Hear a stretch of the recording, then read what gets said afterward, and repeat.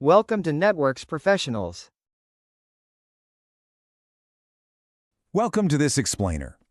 What really makes the modern internet work isn't just all that physical hardware. I mean, sure, the cables and servers are important, but the real magic? It's the massive, automated brain, constantly managing the flow of data entirely behind the scenes. Today, we're exploring the idea of a self-driving internet. We're talking about the invisible dynamic routing system that keeps absolutely everything connected, no matter what goes wrong. Okay, let's dive into this. It's a scenario that happens way more often than you might think. Picture this. A construction crew with a backhoe accidentally severs a massive fiber optic line in the middle of a major city. Or, say, an underwater cable connecting two continents suddenly fails. If human administrators had to manually log in, figure out exactly what went down, and rewrite the network paths for all that data, the internet would literally freeze. Human reaction time is just way too slow. Yet, somehow, your streaming video barely drops a single frame, and your emails still send perfectly. So how is that even possible?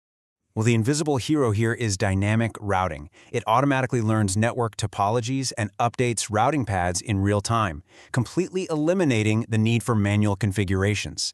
Think of it like a modern smart GPS system for your data. It's constantly evaluating live traffic, detecting road closures, and instantly recalculating the absolute best optimal route, all without human intervention. And this isn't just happening every now and then. Routers are doing this millions of times a second.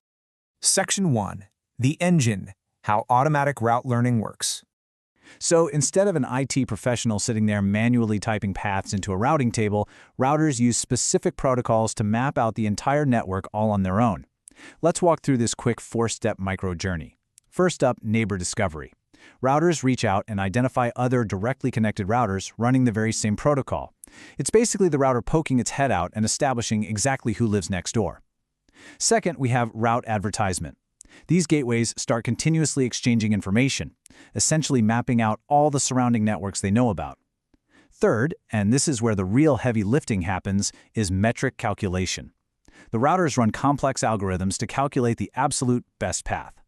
And best can mean different things depending on the metrics they're using, like finding the path with the highest bandwidth, the lowest delay, or just the fewest number of router hops. Finally, step 4, the routing table update.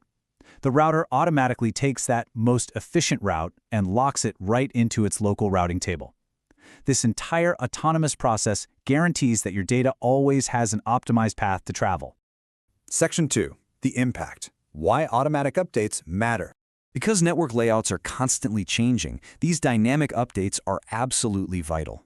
Now, what's really interesting about this is how these deeply technical, behind-the-scenes calculations directly impact our daily connected lives.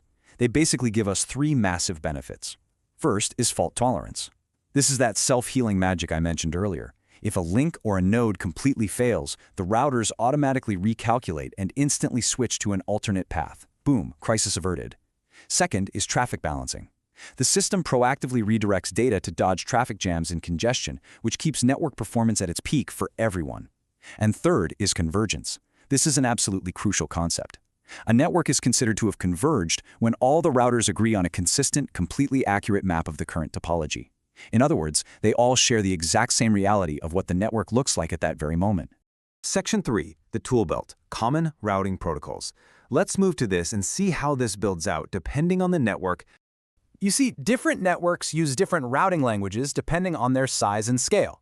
And this brilliantly illustrates the whole idea of having the right tool for the right job. In the first row, we have OSPF, which stands for Open Shortest Path First. It's a link state protocol that calculates the shortest path based on bandwidth. Because it's heavily focused on efficiency and capacity, it's ideal for really large, complex networks.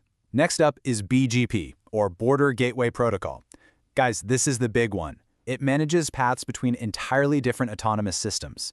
Given its massive scale and capabilities, BGP is quite literally the routing protocol of the global internet. Finally, we have RIP, the Routing Information Protocol. This is a much simpler distance vector protocol. Instead of measuring complex bandwidth metrics, it literally just counts hops, like how many routers does the data actually have to jump through. Because of its really straightforward logic, RIP is definitely best suited for smaller, simpler networks. Now, if you're sitting there thinking, wow, I really want to dig into the nuts and bolts of network architecture and see how to actually configure these protocols, I highly recommend checking out the Cloudflare Learning Center and JumpCloud's IT Index. They're fantastic resources that build directly on the foundation we've laid out today. So, we've seen how dynamic routing serves as the invisible self-healing GPS of our digital world. It's dodging failures, it's balancing traffic, and it's keeping us constantly connected without any human help. It's an absolutely incredible automated brain. But it leaves us with a really fascinating final thought. If the internet already drives itself with such incredible autonomy, what happens when it learns to build itself? Think about that for a second. Anyway, thank you so much for joining me for this explainer. Keep learning, and I'll catch you next time. Thanks for watching.